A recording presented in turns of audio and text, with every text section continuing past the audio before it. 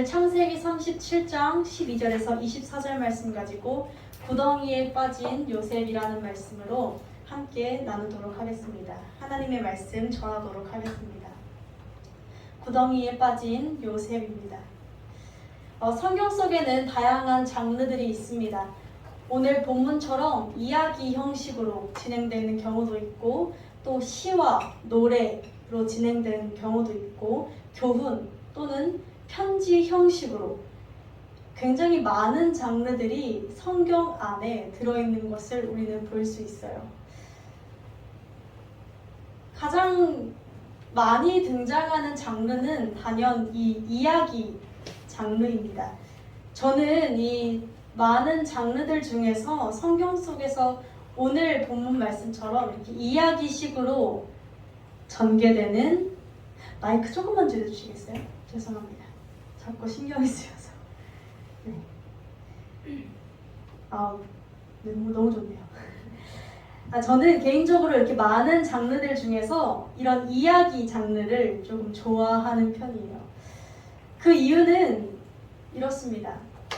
이야기 장르는 보면요, 굉장히 다채로운 성격의 사람들이 많이 나오고요. 성경 속에 또 많은 다양한 상황들이 등장합니다. 성경의 주요한 인물들만 약 100명 정도가 되는데 그 많은 인물들의 성격이 다 달라요. 그리고 가만히 들여다보면 그 사람들이 다 존경받는 인물인 듯 하나 어딘가 하나씩 부족합니다. 누구는 열정이 넘치나 성질머리가 조금 급하고, 누군가는 이성적이고 논리적이나 하나님 앞에서 계산적이기도 합니다. 또 누군가는 하나님을 정말 신실하게 잘 믿는 듯하나 자주 넘어지고, 또 정말 믿음의 조상인 사람도 어떠한 자신의 상황과 목숨이 위협받을 때면 와이프를 팔아버리기도 하는 그런 많은 일들이 이 성경 속에서 벌어지고 있어요. 이걸 보면서 저는 항상 이 생각을 하곤 합니다. 성경의 많은 인물도 나랑 다 똑같은 사람이구나. 나랑 비슷한 사람이구나. 나처럼 죄인이구나. 라는 생각을 좀 하게 돼서 이런 이야기들을 볼 때마다 괜히 이런 시편이나 또는 편지 형식보다 조금 더 와닿았었던 것 같습니다. 그런데 그 모든 사람들이 중요한 것은 하나님 안에서 살아내려고 했던 그런 사람들이었다는 거예요. 하나님께서는요, 우리에게 있어서 하나님의 당신의 말씀, 하나님의 그 진리, 우리가 어떻게 하면 구원받을 수 있는지, 어떻게 하면 살 수 있는지를 사형리로 통해 말씀해 주지 않으셨습니다. 사형리 뭔지 아시나요? 사형리는 우리 화면 한 번만 띄워주시겠어요? 사형리는 이런 거예요. 사형리는 한 번쯤은 보셨을 수도 있어요. 이렇게 전도지 또는 새신자 때 한 번쯤은 이렇게 1번, 2번, 3번, 4번 하나님이 세상을 창조하셨습니다. 근데 우리는 죄에 빠졌습니다. 그래서 예수 그리스도가 세상에 오셨습니다. 부활하셨습니다. 예수님을 믿으면 우리는 천국 갑니다. 이렇게 사형리로 해서 딱 진리, 영적 원리만 간단하게 만든 것, 사람이 이렇게 간단하게 만든 것을 우리는 사형리라고 해요. 그런데 하나님께서 이렇게 진리를 알려주셔도 괜찮잖아요. 그죠? 그죠? 하나님의 말씀을 간략하게, 새신자가 한 20분만 투자하면 얻을 수 있는 걸로 간략하게 알려주셔도 되는데, 하나님은 이 사형리의 방법을 택하지 않으셨어요. 사실 이건 사람들이 만든 거고요. 하나님은 어떤 방법을 택하셨냐면 이 성경이라는 두꺼운 책을 사용하셨어요. 너무 길고 너무 두껍고 뭔 말인지도 잘 못 알아먹겠는 이 긴 이야기를 사용하셨다는 거예요.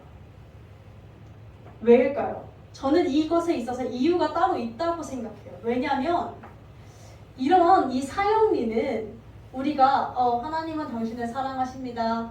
하나님으로부터 멀리 떨어진 우리, 예수 그리스도만이 우리랑 길입니다. 이런 것들을 머리로 알고 인지하고 외워도 정작 우리의 삶에 적용시키기가 쉽지 않아요. 왜냐하면 이 원리는 너무나 나에게 있어서 먼 동떨어진 이야기 같기 때문이죠. 제가 재미난 인스타그램에서 재미난 짧은 영상을 봤었는데 이런 영상이 떠돌아다니고 있더라고요.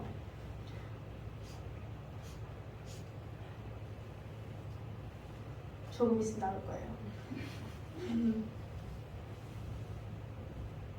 예, 저 멀리서 오는 사람이 성도님들이에요. 그리고 저 옆에 이렇게 들고 있는 건 리어카예요.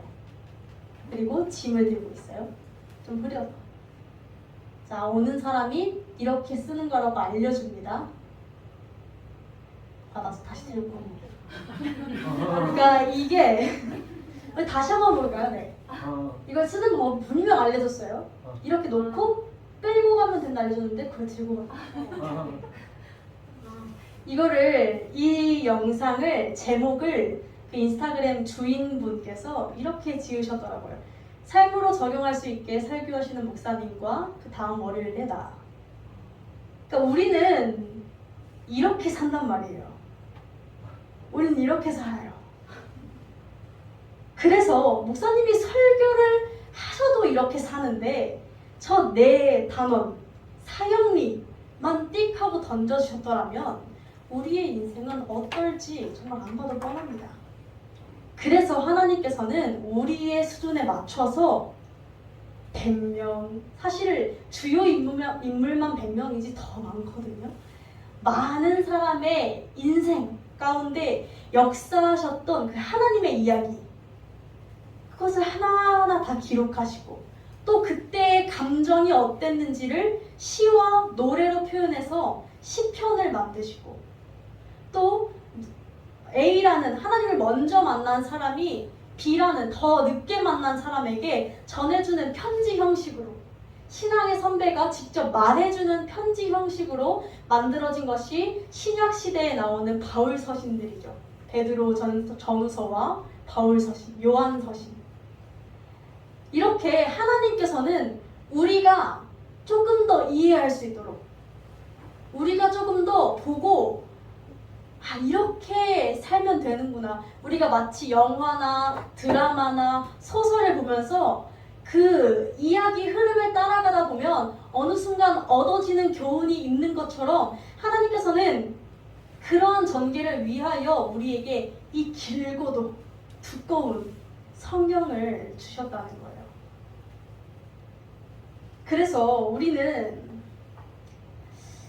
우리가 교회에서 이렇게 말씀을 듣고 또 말씀을 읽고 또는 기도를 하고 할 때는 하나님의 진리, 영적인 원리는 정말 명확해요. 딱 4개예요. 진짜 명확해요. 그런데 우리는 이렇게 기도하면서 깨달음을 얻거나 설교를 들으면서 노트에 적으시고 말씀을 읽으면서 깨달은 부분 형광펜도 치고 유튜브 영상 보면서 좋은 건 동영상 저장도 하고 캡처도 하고 하면서 이렇게 살아야겠구나 라고 다짐을 수없이 합니다. 그런데 우리는 하나님이 그렇게 선례를 주셨음에도 불구하고 우리는 월요일 되면 어떻게 돼요? 다시 그 짐을 지고 간다라는 것이죠. 왜냐하면 명쾌하게 들렸던 그 진리들이 내 상황에 접목되면 너무나 어려워요. 이렇게 어려울 수가 없어요. 이렇게 복잡해질 수가 없어요. 왜냐하면 상황도 똑같고 내 마음도 똑같아요. 상황만 변하지 않은 게 아니라 나도 똑같아서 계속 말씀과 나의 삶이 어우러지지 못한 채로 머리에 쌓이는 것만 점점 많아지고 이것을 행동으로 옮기지는 않은 채로 행동으로 옮기지 않으니 당연히 주님의 역사는 체험할 수 없고 행동으로 옮기지 않으니 나는 변할 수 없고 점점 고인물이 되어가는 신앙의 지식들이 내 행동으로 내려와서 흘러가서 계속해서 순환이 되어야 하는데 신앙의 지식들은 계속 들어오는데 교회의 전통과 교리들은 들어오는데 내가 행동하지 않으니 내 머리에 고여버리는 거예요. 그래서 우리는 크리스천 꼰대라고 부르죠. 교회 다니는 분들이 그렇게 꼰대가 많아요. 10년, 20년 되면 나이를 불문하고 꼰대가 진짜 많아요.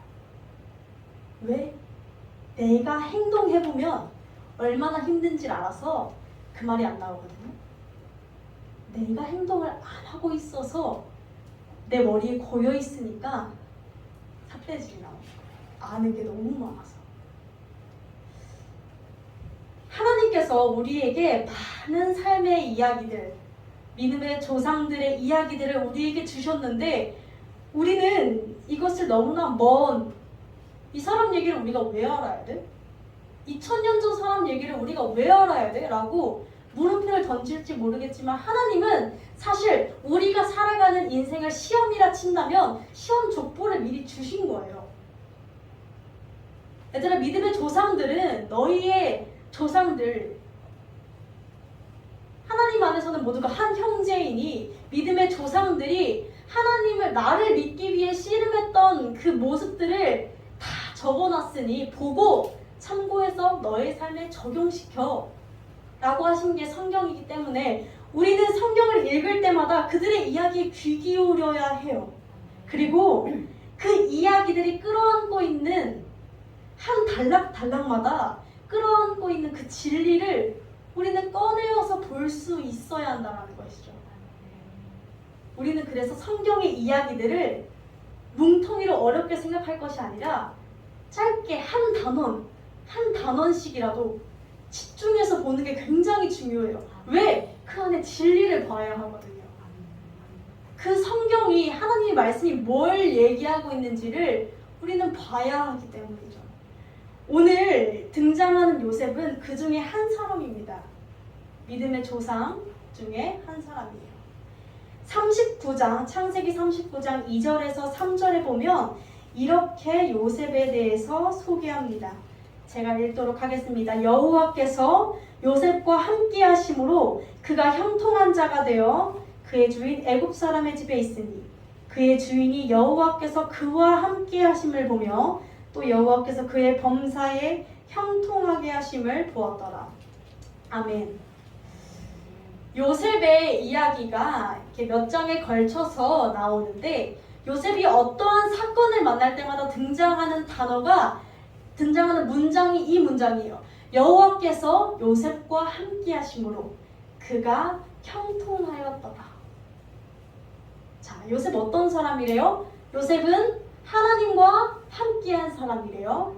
그리고 두 번째로 그는 매 순간 형통했던 사람이래요. 자, 우리 한국 교인들이 가장 좋아하는 두 가지죠. 하나님과 함께하면서 내 삶이 형통한 거. 이것만큼 우리가 탐나는 그럴듯한 좋은 신앙의 선례는 없을 겁니다.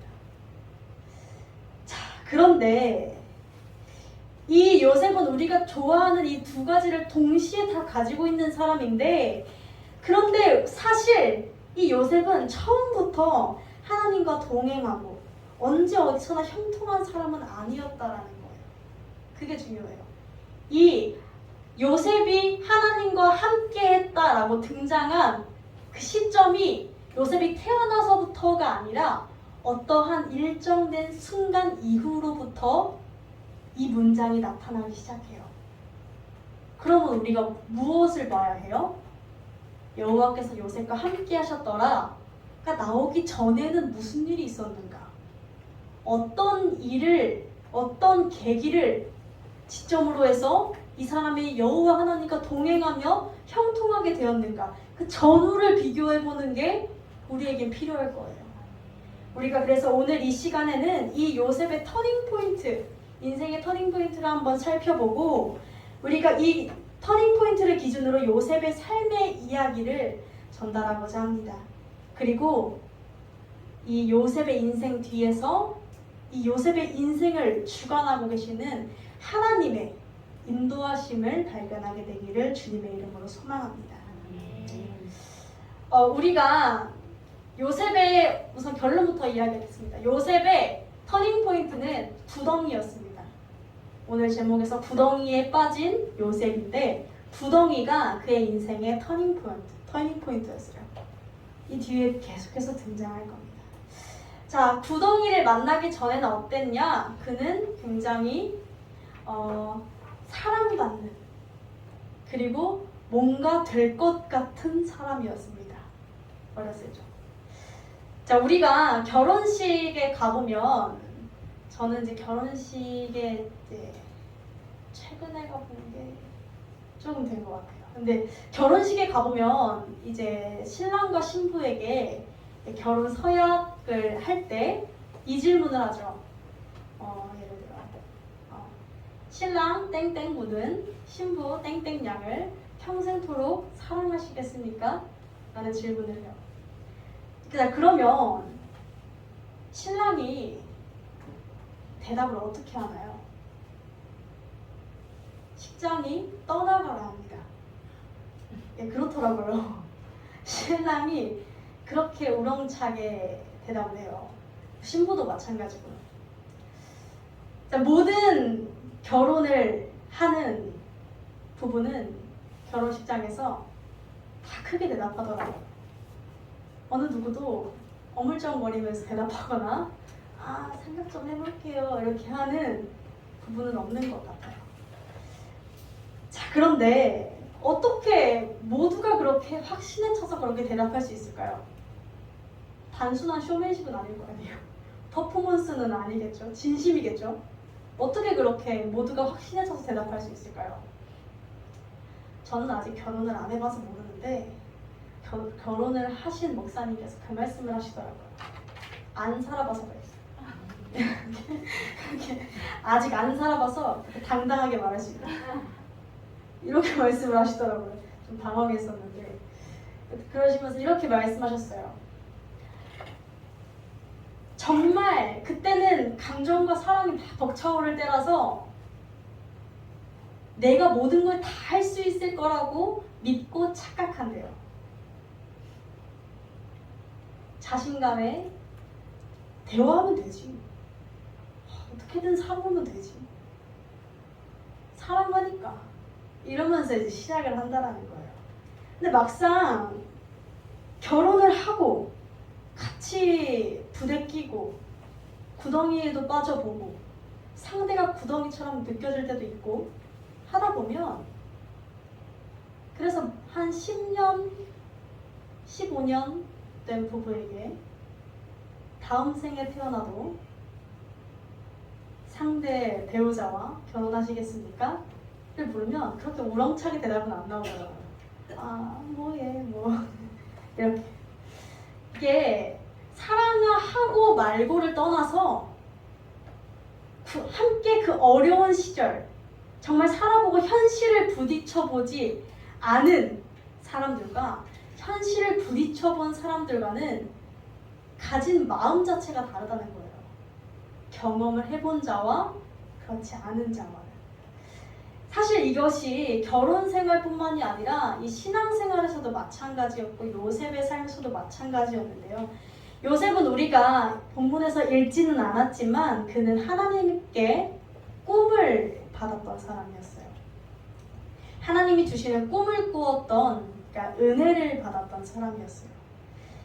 그리고 그는 오늘 본문 말씀에 보면 남다른 열심이 있었던 사람이에요. 오늘 본문에 보게 되면 12절에서 13절에 보게 되면 이렇습니다. 오늘 본문이 이렇게 시작해요. 그의 형들이 세겜에 가서 아버지의 양떼를 칠 때에 이스라엘이 아빠예요. 아빠가 요셉에게 이렇게 말합니다. 너의 형들이 지금 세겜에서 양을 치고 있어. 그러니까 너를 그들에게 보내겠다라고 이야기해요. 이렇게 이야기가 시작하는데요. 요셉은 어떤 사람이었냐면 굉장히 이 본문에서 아직 나오지 않아요. 그런데 그 전에 본문에 보면 이렇게 나와요. 요셉이 늦게 태어난 아들이에요. 그래서 아버지의 사랑을 듬뿍 받았어요. 그리고 그가 늘 입고 있었던 것이 채색 옷이었거든요. 근데 이 채색 옷은 단순히 예쁜 꽃가옷이 아니라 장자권을 가진 사람들만 입을 수 있는 옷이었어요. 남다른 옷이었어요. 그 옷을 입고 있는 이 요셉은 막내임에도 불구하고, 막내에서 두 번째 어린 동생임에도 불구하고 형들을 감시하는 역할을 했어요. 형들이 잘하나 못하나. 어린 아이가 이런 감시하는 역할을 하게 되면, 아직 성숙하지 못한 어린이가 맡게 되면 자연스럽게 교만한 마음이 올라옵니다. 어쩔 수 없어요, 이건. 내가 이 형들보다 낫다라는 생각이 올라와요. 그리고 동시에 그는 융통성이 없는 사람이었어요, 요셉이. 형들의 잘못을 다 아버지에게 고합니다. 형들의 미움을 받고 아버지의 사랑을 받고 그런 요셉이었는데, 어떻게 보면 철이 좀 없기도 하고요. 또 어떻게 보면 정직한 것 같기도 하고요. 자, 그런 요셉이었는데 이 요셉이 어렸을 때 꿈을 꿉니다. 꿈을 꾸는데 하나님이 주시는 꿈을 꿔요. 하나님이 주시는 꿈을 꾸고 난 후에 이 요셉이 이런 생각을 하게 됩니다. 아, 나 하나님께 택함 받았구나. 자신감이 생깁니다. 그래서 이 요셉은 굉장히 순종적이었어요. 아버지의 말씀에. 그리고 굉장히 열심을 다했어요. 매사에. 정말 순종하고 정말 열심히 따르고. 왜? 나에게는 하나님이 주신 마음이 있으니까.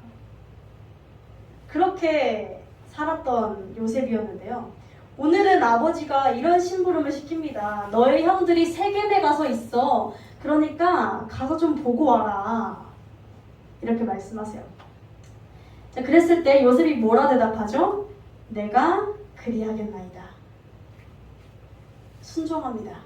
자, 그런데 이게 집에서, 요셉의 집에서 세겜까지의 거리가 어느 정도 되냐면요, 70km예요. 70km. 운전하시는 분들은 지금 막 이러시면 70km면 제가 감이 안 와가지고 재봤더니 이 베데스다 교회에서 춘천까지예요. 네, 춘천까지가 딱 76km 찍히더라고요. 그러니까 이 당시에 17살짜리 소년이 형들 보겠다고 구리에서 춘천까지 걸어서 가는 거예요. 순종하겠다고. 이거 남다른 열심이었던 거예요. 이거 정말 열심히 순종했던, 정말 아버지 뜻 거스르지 않고 하나님의 뜻 절대 거스르지 않고 정말 열심히 순종한 사람이었어요, 요셉은. 자, 그래서 이 요셉이 세겜까지 갑니다. 걸어서. 그 거리를 어떻게 하루 만에 갔는지 잘 모르겠는데 어떻게 갔어요. 하루 만에 갔는지 며칠에 걸려서 갔는지 갔어요. 근데 갔는데 거기 가서 세겜 들판에 쫙 가서 형들을 찾아보니까 형들이 없는 거예요. 근데 하필 그 세겜은 야곱네 집안이랑 조금 사이가 안 좋은 데였거든요. 요셉이 불안한 거예요. 형들이 잘못됐나. 그래서 막 이렇게 방황하면서 찾았다고 얘기합니다. 근데 이 요셉이 얼마나 두리번 대면서 찾았는지 주변 사람들이 물어보기 시작해요. 얘, 너 뭘 그렇게 찾고 있니? 뭐해? 뭘 찾아? 이렇게 물어보기 시작해요. 이때 요셉이 이렇게 대답합니다. 형들을 좀 찾는데 그 우리 야곱 집안 식구들 좀 어디 갔는지 알 수 있습니까? 이렇게 물으니까 한 사람이 대답해줘요. 아, 그 니네 형들 도단으로 갔어. 그래서 요셉이 도단으로 가요. 도단은 또 어느 정도 거리냐면 20km 거리예요. 또 그러니까 20km, 춘천에서 어디까지일까요?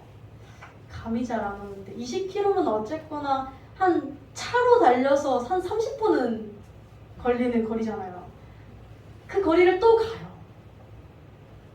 그러니까 요셉은 우리가 지금 이 본문 속에서 찾아볼 수 있는 건 뭐냐면, 이 본문 속에서 계속 강조하고 있는 건 요셉은 분명 순종하며 나아가는 삶이었다는 거예요. 요셉은 열심을 다해서 순종했던 사람이었어요. 자, 그런데 우리가 이렇게 열심을 다해서 순종하고 열심을 다해서 잘 이렇게 아버지 말씀에도 하나님 말씀에도 잘 순종해서 일이 잘 풀리고 뭔가 형제들도 딱 찾고 길도 잘 뚫려서 순조롭게 돌아갔으면 참 좋았을 텐데 그가 그렇게 열심히 순종해서 가 닿았던 곳은 그 인생의 최악의 구덩이를 만나게 됩니다. 어떠한 일이 있게 되냐면 18절에서 24절 말씀을 볼게요. 도담에 도착했을 때 형제들이 멀리서 오는 그 요셉을 보고 뭐라고 합니까? 죽이기를 꾀하여. 요셉을 발견하고 이렇게 이야기합니다. 꿈꾸는 자가 저기 오는도다. 요셉의 이름도 부르지 않습니다.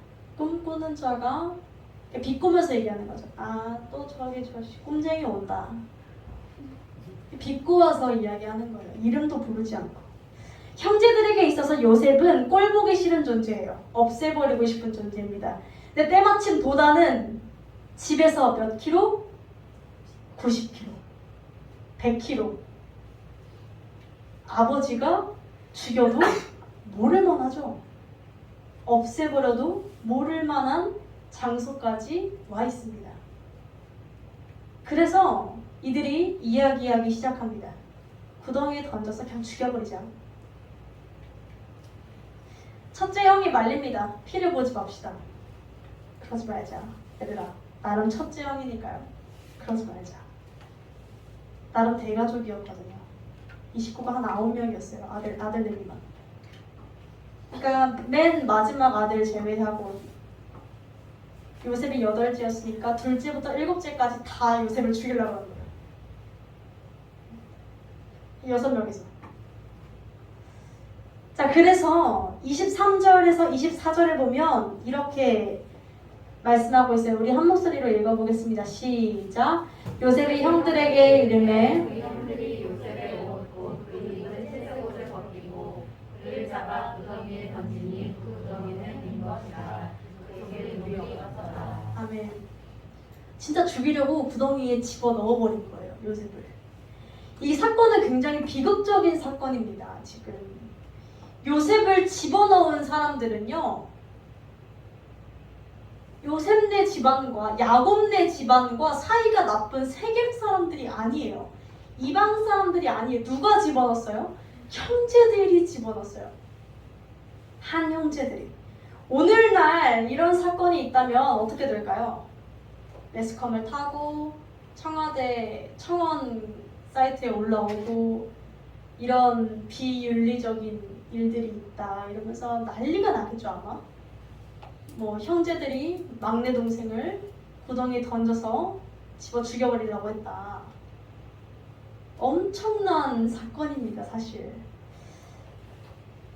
근데 그렇게 요셉은 이렇게 빈 구덩이, 그 속에 물이 없는 구덩이 한가운데로 들어가게 됐어요. 요셉은요, 잘 보면 조금 재수없긴 했고 조금 잘난 척하기도 했고 그래 조금 융통성이 없었다고 칩시다. 그렇다고 해도 요셉은 일단 순종적인 인물이었어요. 그의 성품을 다 떠나서 철이 없었던 것도 떠나서 17살인데 철이 있어봤자 얼마나 있겠어요.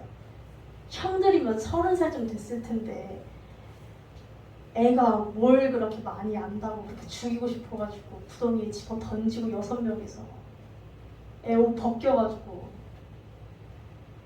사실 요셉은 굉장히 순종하고 열심히 했어요. 순종과 열심이 요셉에게는 있었어요.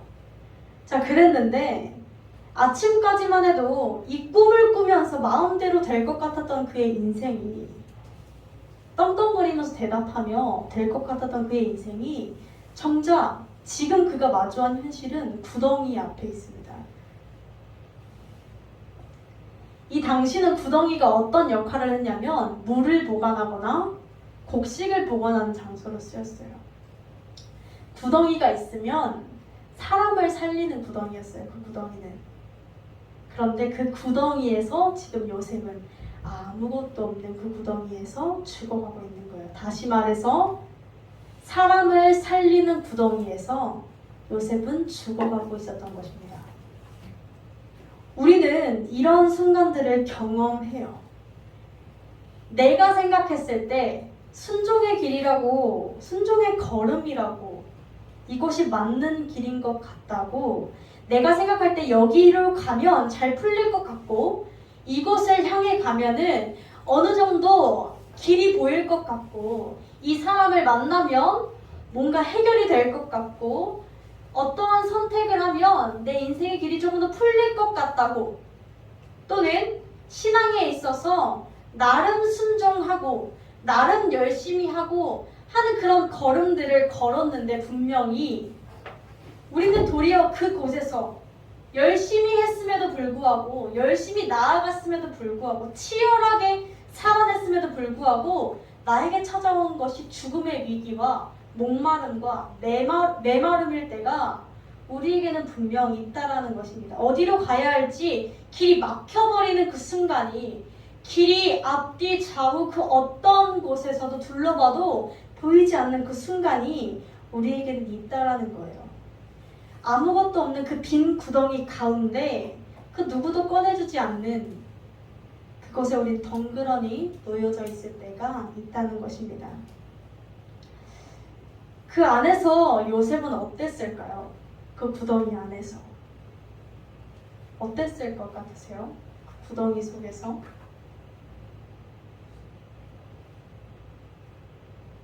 한번 생각해 볼까요? 어땠을까요?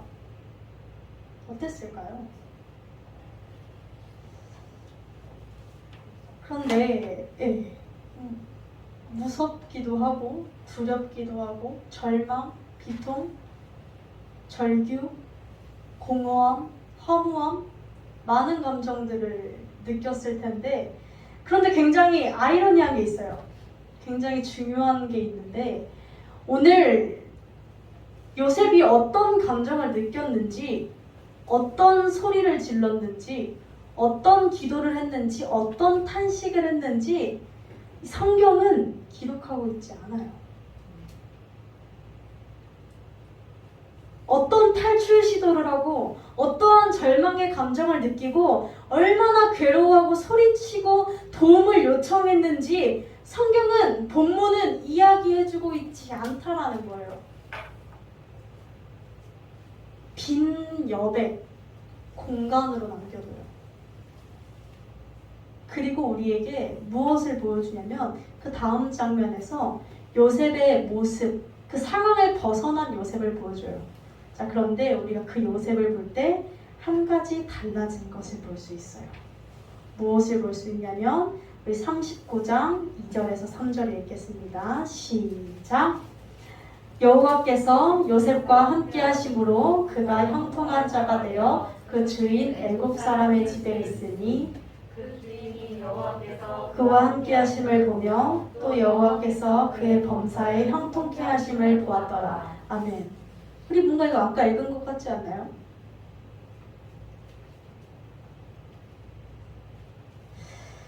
그 구덩이 안에서 요셉은 과연 어떤 일이 있었는지, 어떠한 기도를 했는지 우리는 궁금하지만 본문은 이야기해주고 있지 않아요. 우리는 그래서 알지 못합니다. 그러나 본문이 한 가지 확실하게 말해주는 메시지는 무엇이냐면, 요셉은 그 구덩이를 통해서 하나님을 만났다라는 것을 알 수 있어요. 왜? 그 사건 이후로 요셉은 하나님과 동행하기 시작했으니까요. 하나님과 동행하는 법을 배우고 성장하는 법을 배웠음을 우리는 알 수 있습니다. 구덩이라는 곳은요, 특징상 더 이상 나아갈 길도 없어요.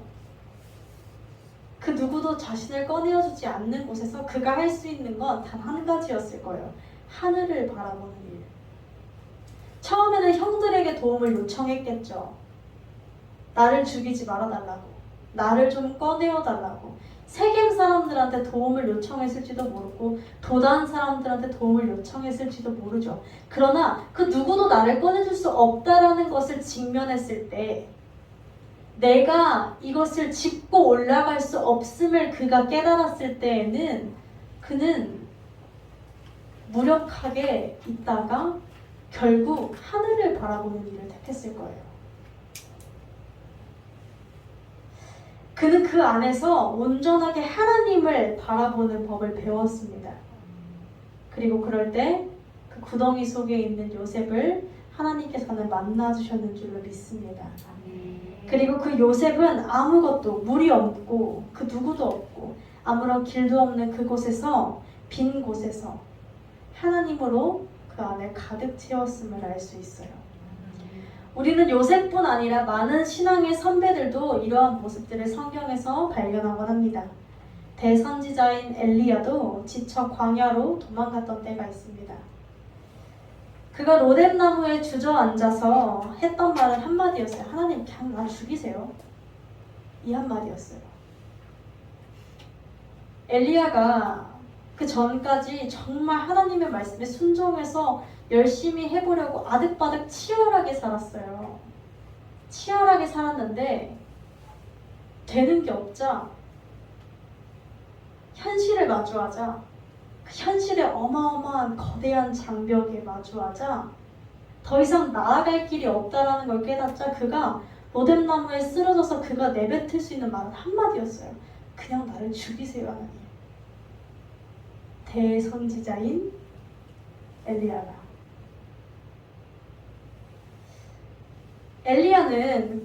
엘리야도 그렇고 이 요셉도 그렇고 정말 내 안에서 억울한 마음들이 올라오고 동시에 어디로 가야 할지는 모르겠고 억눌리는 것 같은 마음을 분명 이들은 받았을 거예요. 그 마음속에서 탄식처럼 정말 모르겠어요. 이젠 나도 모르겠어요. 라는 정말 끝인 것 같아요. 라는 말이 터져나왔던 것이죠. 다윗도 수없이 외쳤어요. 그래서 만들어진 게 시편이니까요. 그러나 이 지금 이야기한 이 요셉과 엘리야와 다윗은 모두 다 한 가지 공통점이 있어요. 무엇이냐면 그들은 하나님의 세미한 음성에 귀 기울였다라는 거예요. 그들은 하나님을 바라보고 요셉은 하늘을 바라보고 엘리야는 하나님의 세미한 음성을 들었고 다윗은 하나님 앞에 엎드림으로 자신의 인생의 답을 하나님으로 채웠어요. 우리 역시 갈 길이 보이지 않는 그 구덩이 가운데 펼쳐질 때가 너무나 많습니다. 그리고 그 누구도 나를 건져내지 못하는 그 구덩이 속에서 우리는 덩그러니 놓여져 있곤 합니다. 그리고 또 허우적거리곤 하죠. 그리고 우리는 어디로 나아가야 할지 모르겠을 때 광야에, 구덩이에 나 홀로 놓인 것 같을 때 고통 중에서 우린 이렇게 외칩니다. 왜 이곳에 나를 두셨냐고. 내가 어디로 가야 하겠냐고. 우리가 광야에 놓인 것 같을 때나 구덩이에 놓인 것 같을 때 정말 아무것도 없는 그러한 마음이 놓인 것 같을 때 하나님을 믿는 사람과 믿지 않는 사람이 두 가지 특징으로 나뉘어지는 걸 볼 수 있어요. 하나님을 믿는 사람은 하나님을 찾겠죠. 왜? 그들의 인생에 답이 하나님밖에 없을 거라고 생각하고 확신하니까요. 자, 그런데 하나님을 믿지 못하는 사람은 어떤 특징이 있냐면 손에 자꾸만 인생을 아이템전으로 치르려 해요.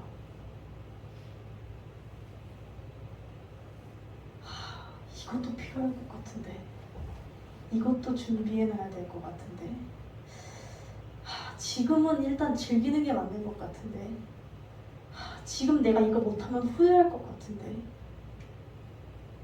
지금 내가 이거 쟁여놔야 될 것 같은데 인생을 아이템전으로 치르려고 한다고요. 인생을 손에 이것도 쥐고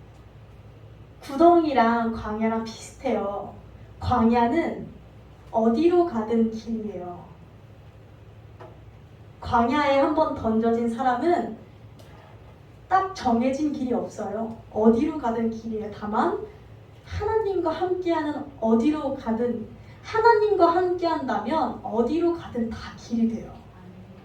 근데 하나님과 함께하지 않는다면 어디로 가든 다 죽음뿐이에요. 광야의 특징은. 구덩이의 특징은 어때요? 하나님, 하늘을 바라보지 않으면 그 안에서 죽을 수밖에 없어요. 우린 이것을 기억해야 돼요. 우리에겐 하나님밖에 살 길이 없어요. 우린 하나님을 너무 만만한 분으로 보는 것 같아요. 우리는 하나님을 너무 나름 하나님이 온유하시고 우리를 참 자비로우시고 참 기다려주시고 사랑하시고 품어주셔서 그런지 하나님을 너무 우습게 아는 것 같아요.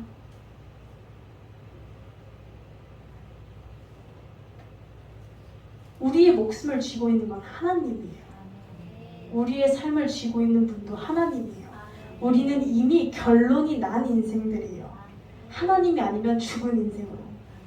왜? 애초에 우리를 살려주신 분이 하나님이시기 때문에 다시 죽일 수도 있겠죠. 사실상 그분 마음대로라면. 근데 그러지 않고 최대한 살려보겠다고 우리를 매 순간 주님의 전으로 인도하시는 분이시니 우리는 응당, 마땅히 그 주님을 바라보며 나아가야 하는 것이죠.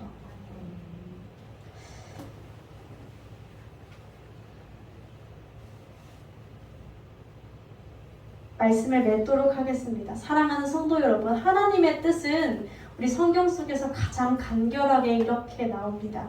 항상 기뻐하라, 쉬지 말고 기도하라, 범사에 감사하라.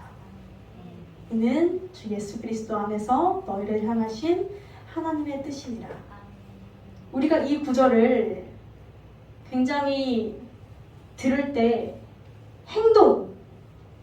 행동만 의무적으로 항상 기뻐해야 될 것 같고 항상 24시간 기도해야 될 것 같고 뭔 일이 있어도 다 감사해야 될 것 같고 이렇게 받아들이시는데 사실 이 말씀의 핵심은 그런 행동을 말하는 것이 아니에요. 무엇을 말하는 거냐면 이 말씀의 핵심은요. 우리를 향한 하나님의 뜻은 무엇이냐면 하나님과 동행하라는 거예요. 왜? 하나님과 동행하면 상황과 위치 때문이 아니라 하나님과 동행한다는 이유로 기쁠 거예요. 그리고 하나님과 동행하면 매 순간 나의 행동이 기도가 돼요. 나의 삶이 기도가 돼요. 나의 말이 기도가 되고 나의 생각들이 기도가 돼요. 하나님과 대화하고 교제하는 삶을 살아가게 되는 거예요. 매 순간 24시간. 그리고 하나님과 동행하면 매 순간이 주님의 은혜로서 감사하는 삶이 되겠죠. 따라서 이 말씀은 행동적으로, 의식적으로, 억지로 항상 기뻐하라 하셨으니까 이렇게 웃으면서 살라는 것이 아니라 하나님과 동행해서 참된 기쁨이 무엇인지 깨달아라. 너의 인생에 정말 행복이 있니? 물으시는 거예요. 너의 인생에 정말 참된 기쁨과 감사가 있어? 그냥 오늘 밥 맛있는 거 나와서 감사 이런 거 말고요. 오늘 뭐 맛있는 거 먹어서 기뻐 이런 거 말고요. 오늘 TV 봤는데 재밌는 프로가 있어서 기쁘고 말고 정말 헛되지 않은 참된 기쁨이 너희의 삶에 있냐고 물으시는 거예요. 우리는 하나님과 동행할 때 이것을 깨닫게 돼요. 이게 참된 기쁨이구나. 마르지 않는 샘물이구나. 내 인생을 뒤흔들 유일한 삶의 진리구나. 그래서 우리는 그 주님과 동행해야 돼요. 주님만 바라봐야 되고요. 오늘 이 이야기의 결론은 한 가지였어요. 하나님만 유일한 답이 되세요.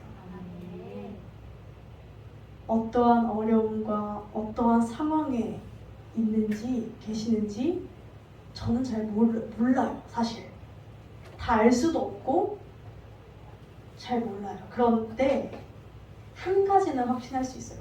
그 모든 인생의 답은 하나님이 되실 거예요. 기도하겠습니다. 사랑이 많으신 주님 감사합니다.